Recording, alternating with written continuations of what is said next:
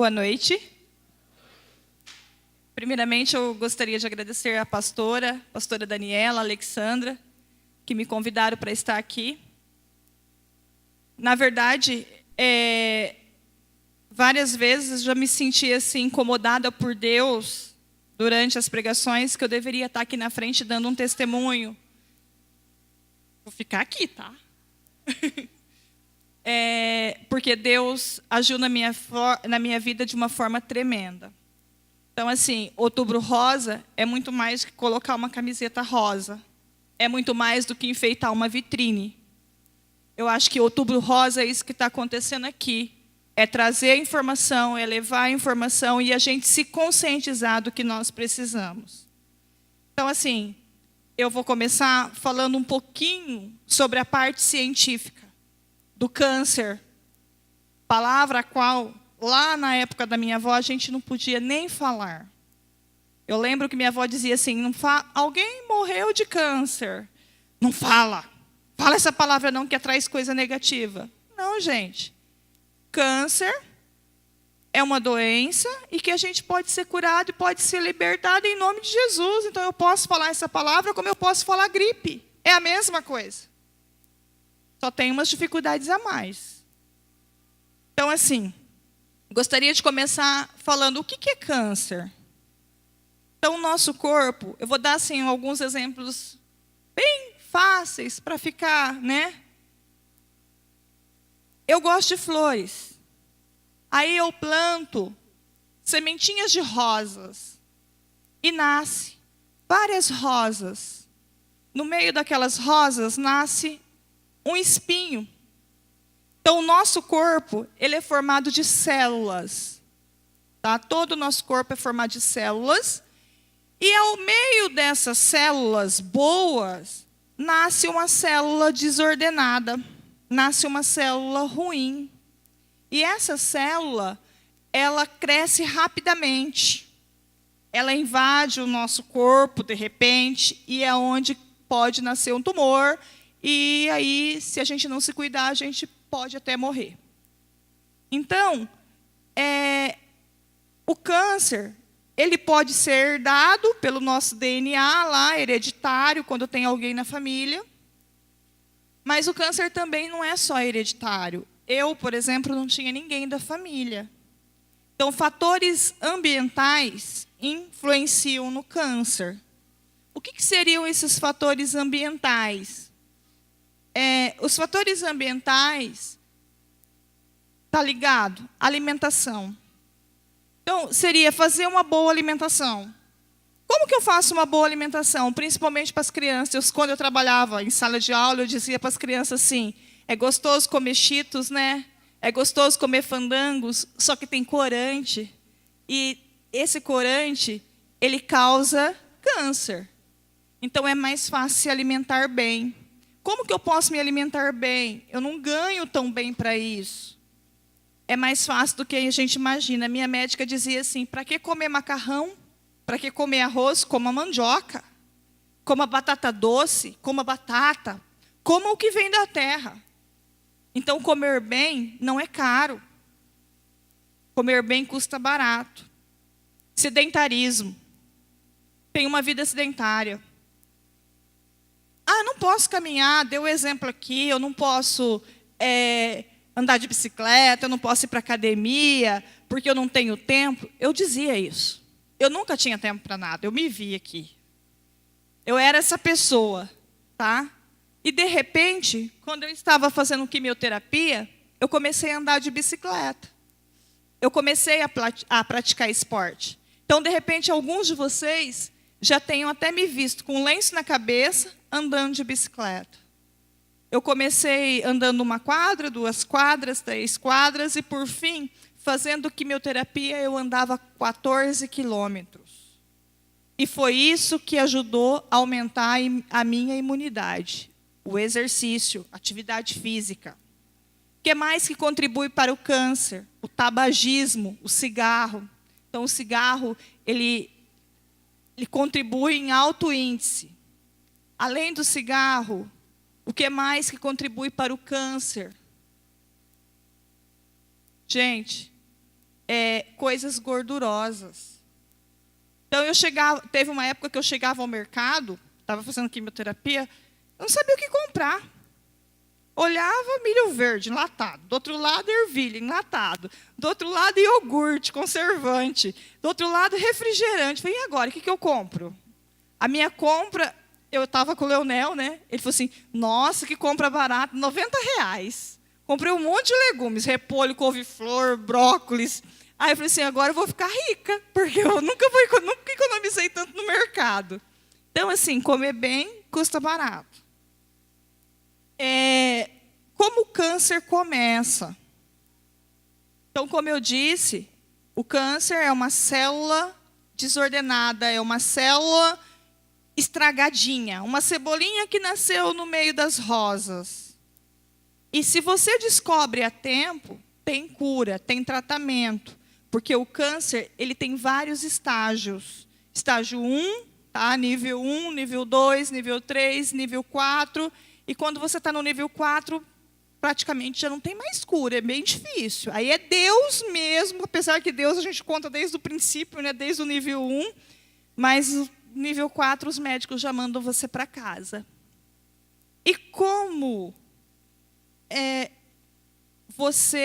essa pergunta eu ouço muito. Como você, Cristina, professora, chegou a ter câncer? Gente, a gente não escolhe ter câncer, tá? A gente não pede para ter câncer, não foi falta de prevenção. Inclusive, eu cheguei ao meu médico e perguntei para ele assim, doutor, o que eu poderia ter feito para ter evitado esse câncer? Ele falou assim, o que você está fazendo agora?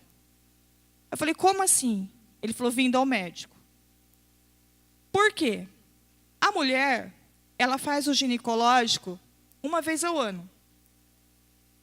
Nesse tempo, vamos supor, o meu ginecológico ele era em julho. Ele era em julho e o câncer apareceu em mim em dezembro. Então, pela medicina, eu estaria indo à minha ginecologista novamente em julho, no próximo julho. E se isso tivesse acontecido, se eu não tivesse percebido, eu teria morrido. Porque o câncer que deu em mim é o invasivo, tá? O mais agressivo que tem. Então, assim, é a célula. Todo mundo tem célula. O nosso corpo, ele é formado por célula. Só que em algumas pessoas manifestam, em outras não.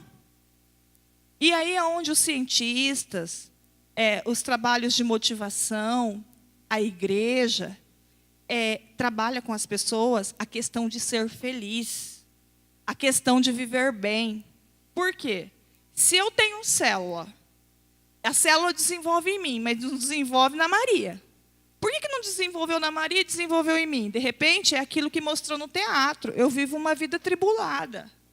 Como que é viver uma vida tribulada? Eu não tenho tempo para mim. Eu corro o dia todo, eu vivo estressada, eu me alimento mal, eu não faço atividade física. Isso, hora outra, vai deixar eu com a imunidade baixa.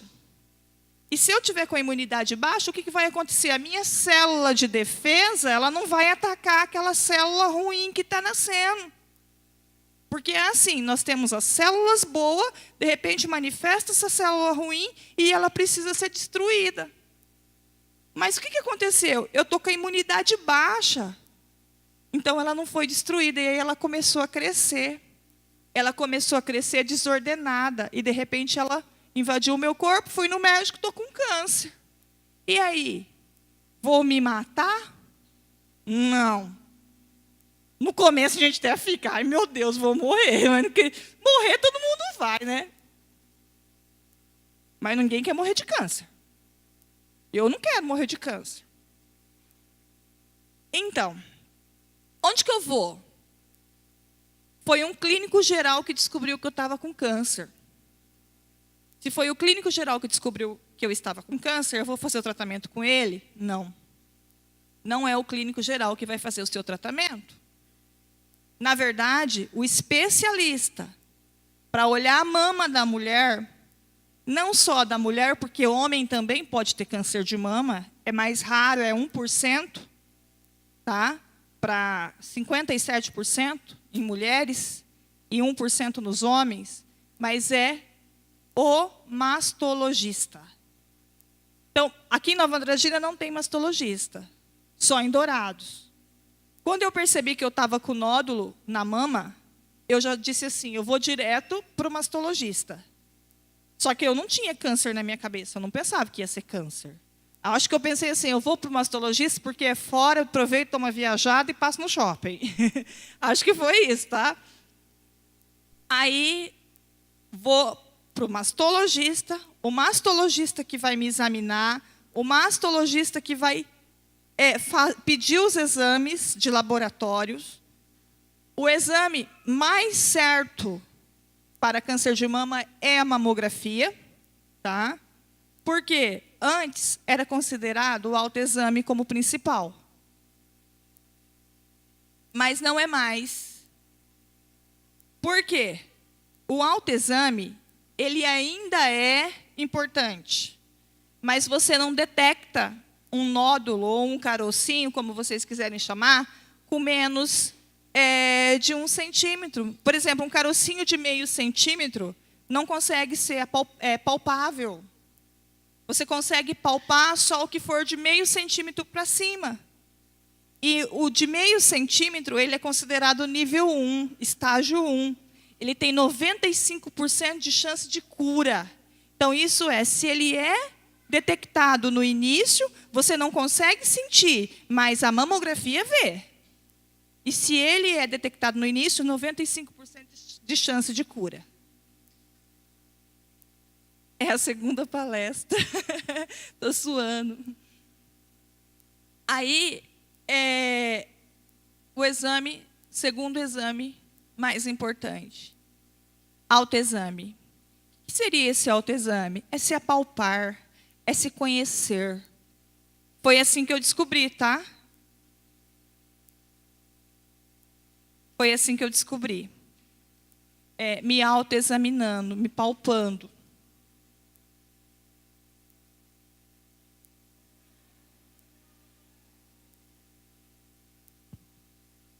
Então, como eu disse, o câncer tem vários estágios. 1, 2, 3, 4. Quando eu descobri o que estava em mim, porque não é meu, ele estava no nível 2, estágio 2. Tratamento. Como que eu consigo descobrir se eu estou com câncer? É possível ver? Não tem nenhum vestígio? Hoje eu percebo que em mim passou algo despercebido. Porque dá para perceber sim. Então, primeiro, se examina uma vez ao mês para as mulheres que não estão na menopausa, depois da menstruação. Tá? Então, sempre depois da menstruação, a mulher se autoexamina. Percebeu algo de estranho? Vá ao médico. Mas vá correndo. Vai devagar, não. Vai correndo bastante. Mulheres que já estão na menopausa, elas escolhem uma vez ao mês, de preferência, sempre a mesma data, para fazer o autoexame. E aí? Mamografia. O que eu falo da mamografia? A mamografia, que é indicado como um exame após aos 40 anos. Não é necessariamente, não. Isso aí, sabe por quê? Porque a mamografia é um exame de alto custo, custa caro e o SUS não cobre, não gosta de cobrir. Então, tipo assim, coloca lá entre aspas, após os 40 anos. Quando eu soube que eu tinha que fazer mamografia e eu tinha 39 anos, eu dei um pulo. Falei, doutor, eu tenho 39 anos, como que eu vou fazer mamografia? E o que tem? Então, é bem assim, ó. Eu tenho um caso na família. Lembra quando eu falei lá que o câncer pode ser lá hereditário? Tem a mãe que teve, ou a tia que teve, ou a avó que teve. Então, nesse caso, eu vou começar a fazer os meus exames antes. Então, eu tive câncer com 39 anos. A minha filha que está aqui, ela vai começar a fazer a precaução 10 anos antes de mim. Ou seja, com 29 anos, ela já vai fazer mamografia. São cuidados que a gente deve ter. E o que eu devo observar? Tamanho da mama, se ela está com tamanho irregular, se ela dói, se ela apresenta um aspecto vermelho. O mamilo, às vezes, ele está invertido. Às vezes sai uma secreção do bico. O que é secreção? Eu tinha isso e eu nunca me toquei, nunca me liguei, que saía meio que um líquido, alguma coisinha assim do bico da mama, mas achava que era normal. Então, esses são os aspectos que vocês devem observar. Outra coisa, o exame ele não tem que ser só na mama, não.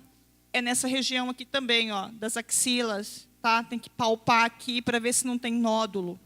Por quê? Porque embaixo da axila, nós temos os linfonódulos. Eles são glândulas. Sabe aquelas, quando a gente era pequeno lá, que a mãe falava assim, você está com íngua? Não sei se vocês já tiveram íngua? Eu tive íngua, muita íngua. E minha avó ainda fazia lá umas corta essa íngua, tábua, corta essa íngua, simpatia assim, para a gente sarar. E a mãe falava assim, não, íngua não é nada. Íngua é sim. Então, tipo assim, o que é íngua? São glândulas inflamadas. E isso aí é um dos motivos a se observar.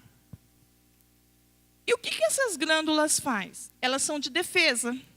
Tá? Essas glândulas são de defesa do nosso organismo. Só que, ao mesmo tempo, elas espalham a doença. Já ouviram falar na palavra metástase? Metástase é quando o câncer se espalha. Ou as pessoas dizem assim, não tem mais jeito, que lá vai morrer, o câncer espalhou. Ou seja, eu estava com câncer na mama, e o câncer saiu da mama e foi parar lá no pulmão. E como que o câncer saiu lá da mama e foi parar no pulmão? O câncer, ele é uma célula, lembra que eu falei no início? Ele é uma célula, e que ele foi levado para o pulmão através da corrente sanguínea ou através dos linfonódulos, que é essas glândulas que a gente tem aqui embaixo do braço. Por isso que quando a gente faz a cirurgia, igual eu fiz a cirurgia quadrante, eu não retirei a mama toda, eu retirei uma parte. Aí o médico faz a cirurgia embaixo do braço também, da axila, e lá ele tira os linfonódulos. E aí ele examina para ver se esses linfonódulos não estão contaminados, porque se eles estiverem contaminados, corre um grande risco de que invada outro órgão do corpo. Tratamento. Como que é o tratamento do câncer? O tratamento do câncer começa com mastologia, que é o lugar que vocês devem ir quando sentir alguma alteração. Não tem mastologista aqui, então eu vou num clínico geral. Mas vá. Não espere para depois, tá? Depois do mastologista, o mastologista vai falar, ele vai pedir os exames, que é mamografia, ressonância, punção. O que é punção?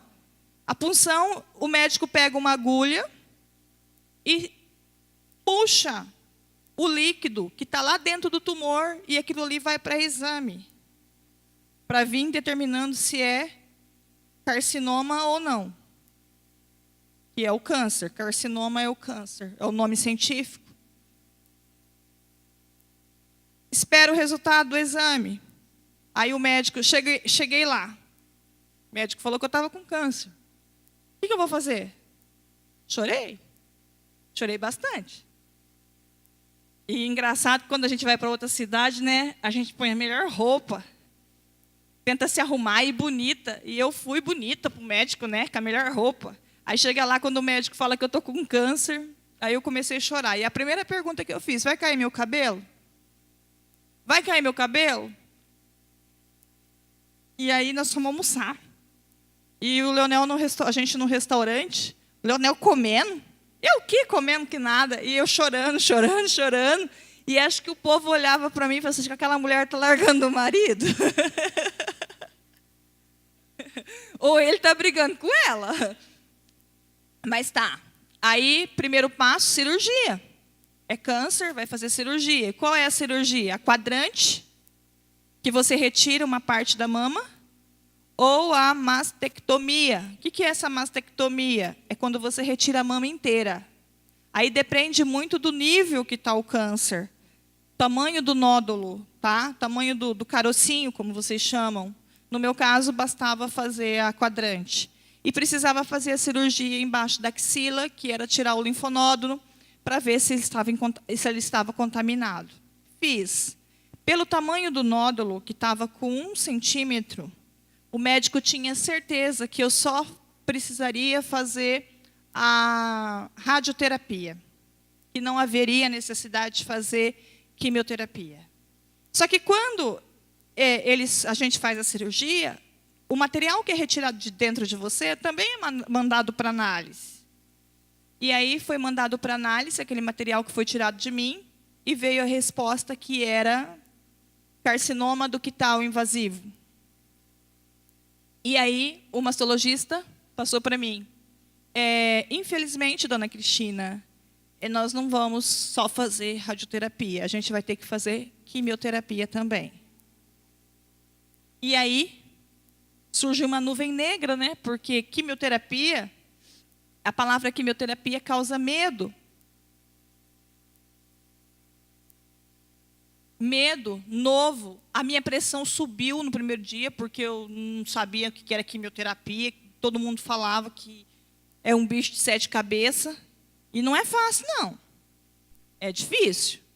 Mas com Deus na frente, tudo é mais fácil e tudo fica menos árduo. Tá.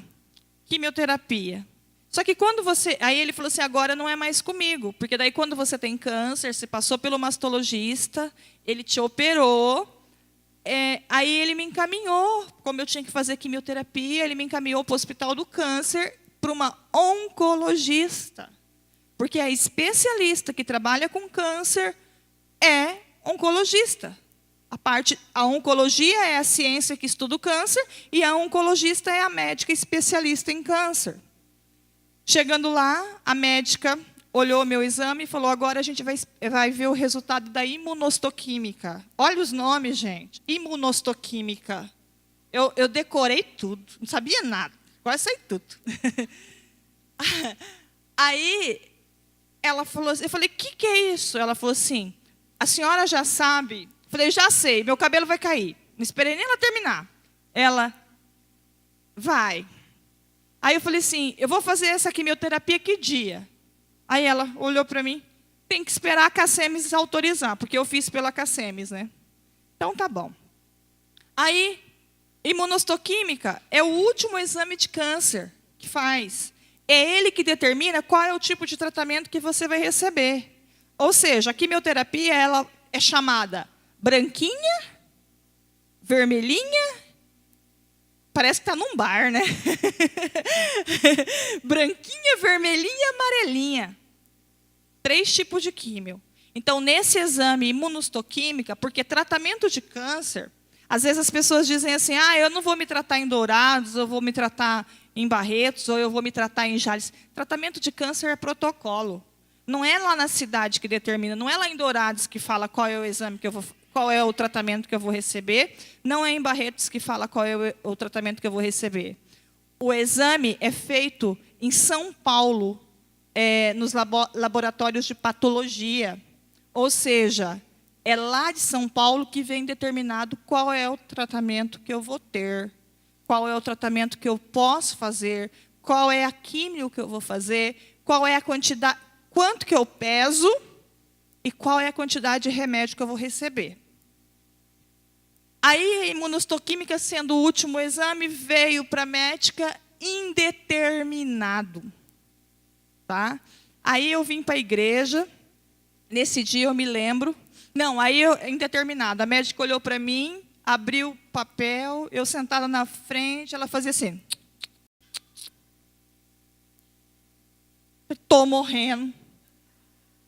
Aí, tá, vim embora. Não, aí ela falou assim, dona Cristina, não foi bom resultado. Por quê? Indeterminado. Como assim? Ela falou assim, olha, tinha que vir falando qual químico a senhora teria que tomar, e aqui não determinou. E aí agora? Ela falou assim, agora a senhora vai ter que fazer um exame mais avançado. Como que é o nome do exame? Fisher. Falei, meu Deus. Eu fui a primeira a fazer em Dourados. Ninguém nunca tinha feito esse exame em Dourados. Tanto é que a Cacemis não cobriu, a gente teve que pedir reembolso do dinheiro do exame depois. Mas por quê? Ela falou assim, porque pode ser HER positivo. Olha, que eu sabia dessas coisas. Esse câncer de mama da senhora pode ser HER positivo. Mas e aí? Ela falou, não, aí fica tranquila. Porque apenas 30% dos cânceres de mama são HER positivo. Aí eu vim para a igreja, toda feliz, e era aniversário da minha prima naquela noite, passados os dias, né? Falei, não vai ser esse HER positivo, não, porque aí nisso eu já li, já fiquei sabendo que era o pior que tinha, tal. Aí veio o resultado do exame no meu e-mail. Mas eu vim para a igreja, falei, não vou abrir, só vou abrir depois que eu for para a igreja. Aí cheguei da igreja, falei, vou abrir o exame. Não vai ser o HER positivo. Abri o exame, HER positivo. Falei, meu Deus. Estava na igreja, estava orando e olha só. Aí eu pensei, vou deitar nessa cama. Olha, parece que eu estou me vendo assim, vou deitar nessa cama e vou ficar aqui, desanimada. Mas aí eu falei, não. Parei um pouquinho e falei, não. Eu vou levantar, eu vou no aniversário da minha prima, dar parabéns para ela e vou enfrentar. Porque Deus está comigo. Aí fui no aniversário, cheguei lá, falei que tinha dado esse HER positivo. E comecei o tratamento, gente. Aí a quimioterapia eu fiz, que o tratamento do câncer, ele é hormonal, que é a base de remédio. Ele é a quimioterapia, começa com a cirurgia, né? Tem pessoas que não têm necessidade de fazer químio, tem pessoas que têm, porque lembra que eu falei da questão do nível, do estágio?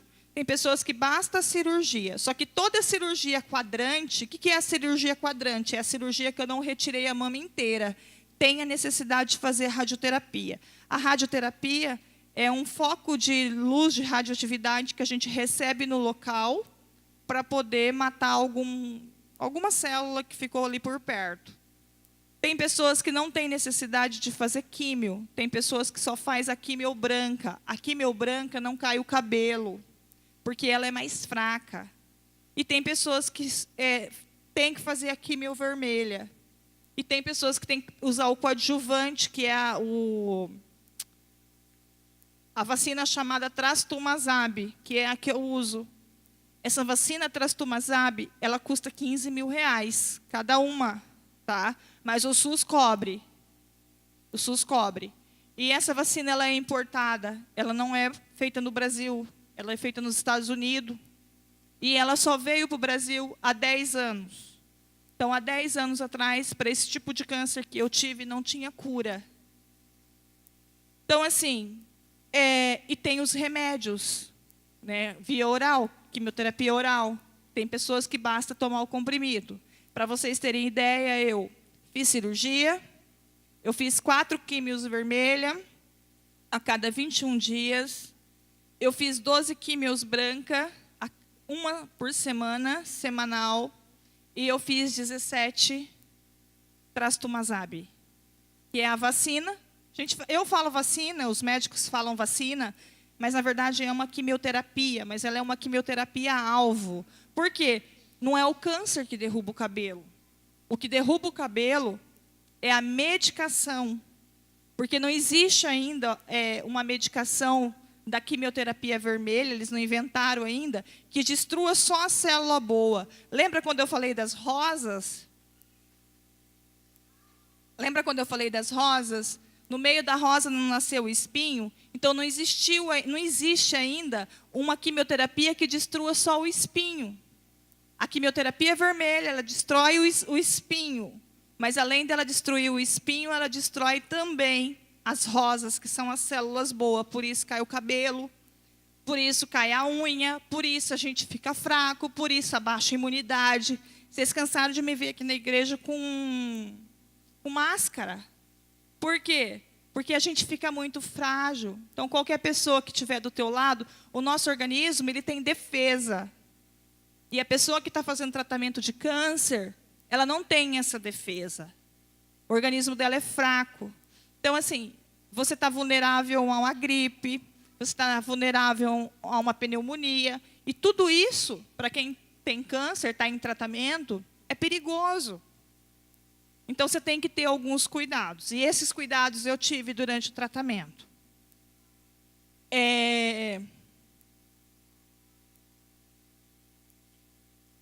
Vocês lembram que eu disse que algumas pessoas fazem químio vermelha, outras fazem branca, outras fazem só rádio.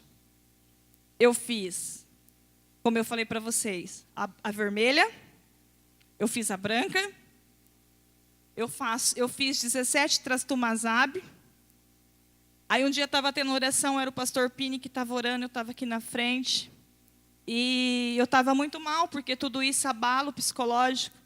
Imagina, vocês não reclamam que o cabelo de vocês está feio? Está armado, está branco, está não sei de que jeito? Fica sem cabelo para ver se vocês vão reclamar. Fica sem cabelo, eu também reclamava. E sabe aquele dia que você acha assim, tô feia. Aí eu colocava uns lenços, quem me viu aqui na igreja via que eu usava uns lenços coloridos, combinando com as blusas, né? E jogava os lenços de lado. Mas eu achava assim, tô feia.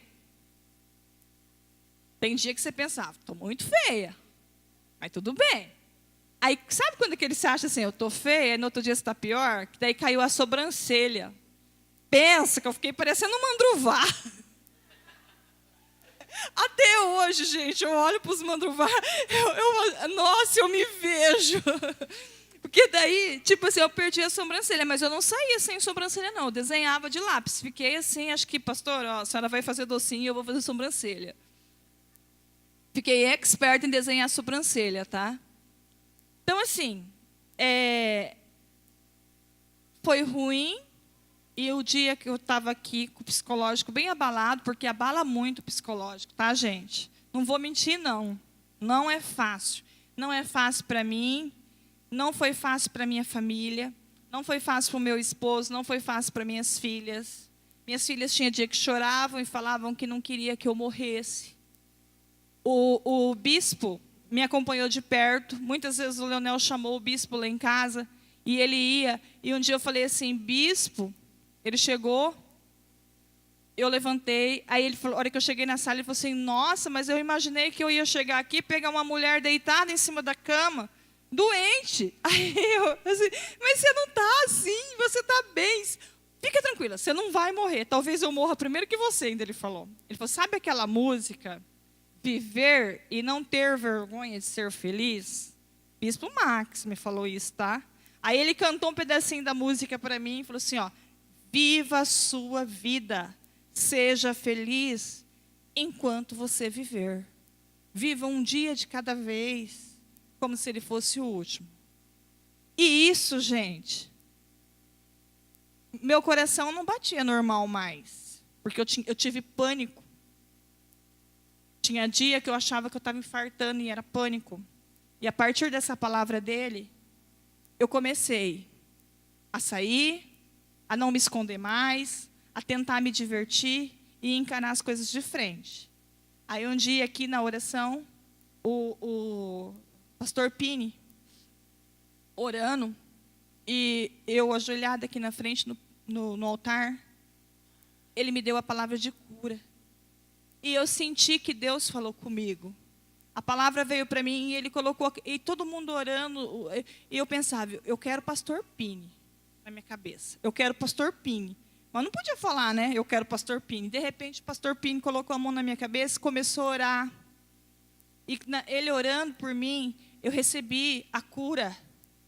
E eu entrei nessa igreja naquele dia, eu entrei trancada, com dor no peito, achando que eu ia morrer, muito mal. Saí bem. Aí quando o Leonel foi na mãe dele nesse dia, e eu não desci, eu fiquei no carro. Foi coisa assim, de entrar e sair. Tipo assim, veio uma voz e falou assim, você vai morrer. Você vai morrer. Aí eu pensava comigo, eu acabei de sair da igreja. Eu acabei de sair da igreja e lá na igreja eu recebi a cura.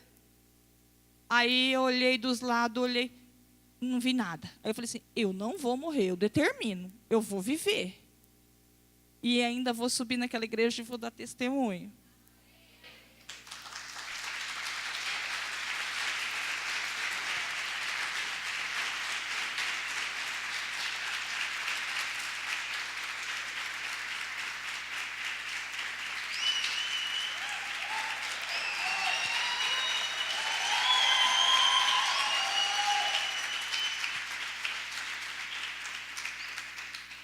E aí, gente, rapidinho, não é fácil. Eu recebi todo o tratamento, o mais pesado que tem, tá? Eu termino minha quimioterapia dia 3 de novembro, para a glória de Deus. É a última, tá? Eu tive que interromper o tratamento, porque quando estava dando tudo certo, tem uma pessoa aqui que... Cadê? Eu vou pedir para ela ficar de pé, se ela estiver aqui dentro. Dona Verenita. Ah, está ali. Essa mulher, ela ia na minha casa orar por mim. Tinha dia que o sol estava muito quente, ela aparecia de bicicletinha e ela agia como se fosse minha mãe. Levava palavra de cura, de consolo. Então, eu amo a Dona Verenita, sabe? E eu gostaria que vocês aplaudissem ela, porque ela é uma serva de Deus.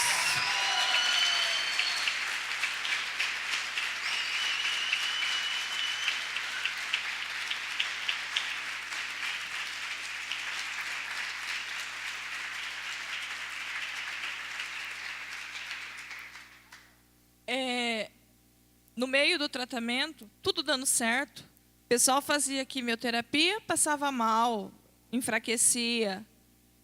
Eu fazia quimioterapia na quinta-feira à noite, na sexta-feira eu chegava na minha casa e fazia faxina.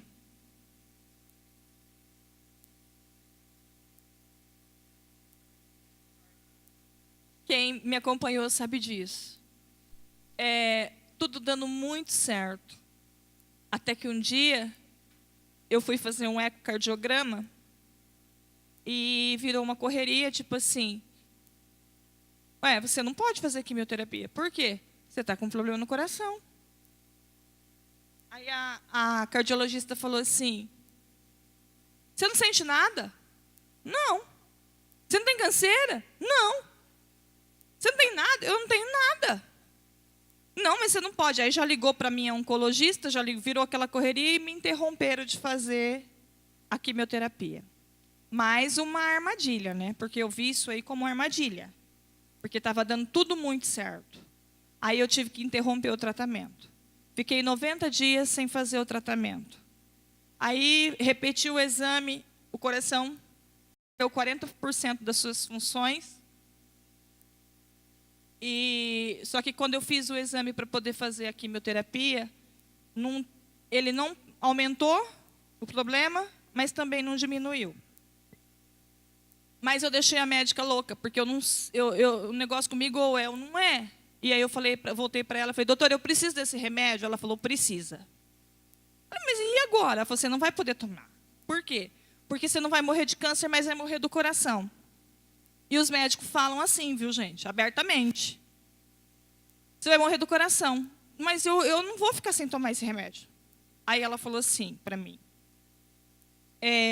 18 de abril, isso. Não. 15 de abril. 18 foi no sábado.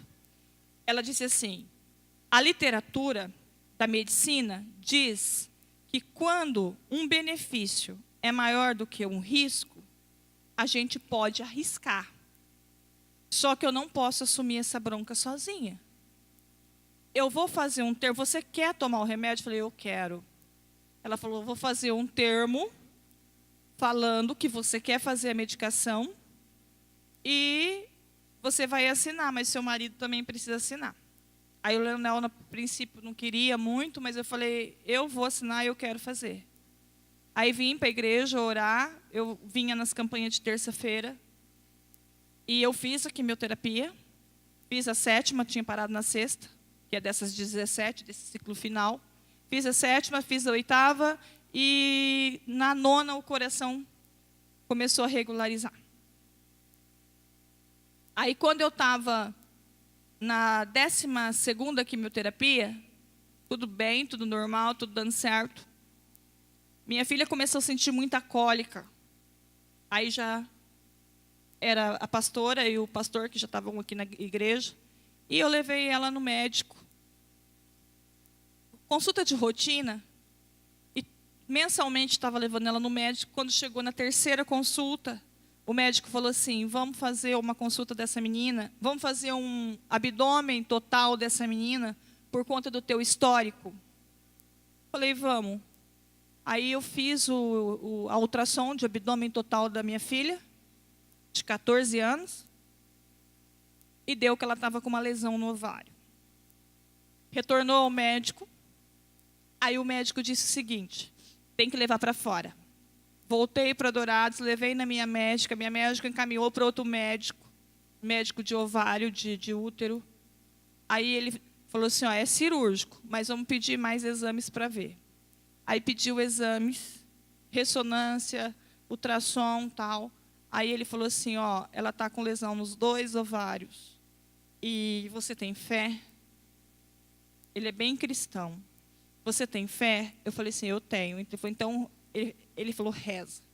Então, reza para o tratamento dela acabar na cirurgia. Aí eu vim abalada, porque com a gente aguenta, mas mexer com o filho da gente é complicado, né? Aí ficou eu e o Leonel abalado, aí a gente bateu, o Leonel indo para Dourados bateu o carro. A gente não morreu porque Deus não quis, teve livramento mesmo. Aí chegou a cirurgia da minha filha e confirmou que tinha que fazer cirurgia, passou por 3 médicos, o pastor orando aqui, a pastora orando, algumas pessoas que sabiam que da igreja fizeram corrente de oração, e esqueci de mim. Porque nesse meio termo, esqueci. Eu fazia o meu tratamento, mas eu já não tinha mais... A preocupação era minha filha. Ele falou assim, eu vou levar o patologista na hora, então é na hora que você vai saber se é benigno ou maligno. Aí fomos, internamos, entramos, chegou na hora, fiquei na porta do centro cirúrgico, com 1 hora ele saiu. E provavelmente ela teria que tirar os 2 ovários. E aí ele falou, mas se ela tirar os 2 ovários, a gente faz o congelamento de óvulos. A gente está preparado. Mas a gente não queria isso. E aí eu ouvi até a médica ainda falar assim, a questão da barriga, a gente vê depois. Imagina uma mãe ouvir isso, emprestar uma barriga, essas coisas, coisa de novela. Aí quando 1 hora depois da cirurgia, eu sentada naquele centro cirúrgico, a pior coisa que tem é você colocar um filho dentro do centro cirúrgico. O médico saiu com o ovário da minha filha na mão, e ele falou assim, mãe, olha aqui. Aí ele abriu o ovário dela assim, muitos cabelos, porque era um teratoma. E a Alexandra, eu vou contar, tá, Alexandra? Quando eu falei para ela assim, Alexandra, era de cabelo. Ela falou assim, por quê? Ela comia cabelo quando era pequena?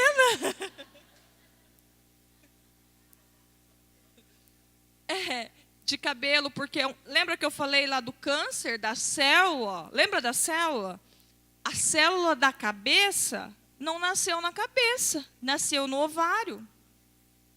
Na hora que formou o embrião, na hora que formou o bebê. E pode ser de cabelo, pode ser de dente, pode ser de osso. E aí ele falou assim, isso aqui é bom, porque tudo indica que é benigno, vamos analisar, aguenta um pouco. Aí ficou eu e o Leonel.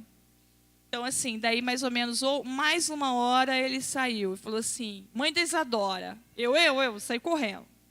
Aí ele falou assim, o tratamento da Isadora termina aqui. É benigno. Eu chorava de emoção.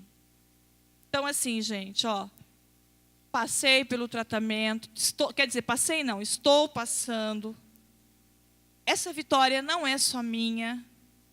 Essa vitória é minha, essa vitória é da minha família, essa vitória é das minhas filhas, essa vitória é de vocês que oraram por mim, tá? E eu agradeço a todos que oraram por mim. E o que eu vou pedir para vocês é: se cuidem, se examinem, se toquem, porque o meu carocinho fui eu que percebi. Fui eu que, apalpando, senti o carocinho. E o câncer que deu em mim é dos piores que tem. E eu tô aqui, ó, vivinha da Silva. Então, se cuidem, façam os exames, não tenham vergonha de ir ao médico, façam uma mamografia, façam o que tiver que fazer, mas se amem. Hoje, eu faço aquilo que falou no teatro. Hoje, Cristina mãe, minhas filhas sabem quem é. Cristina esposa, eles sabem quem é. Cristina professora, os meus alunos, né, Luinara? Sabem quem é. E Cristina. Quem era a Cristina antes? A Cristina só fazia coisa para os outros. Hoje não. Hoje eu sou feliz e eu faço as coisas para mim. Tá? E vocês também. Vivam felizes, sejam felizes e se cuidem. E muito obrigada.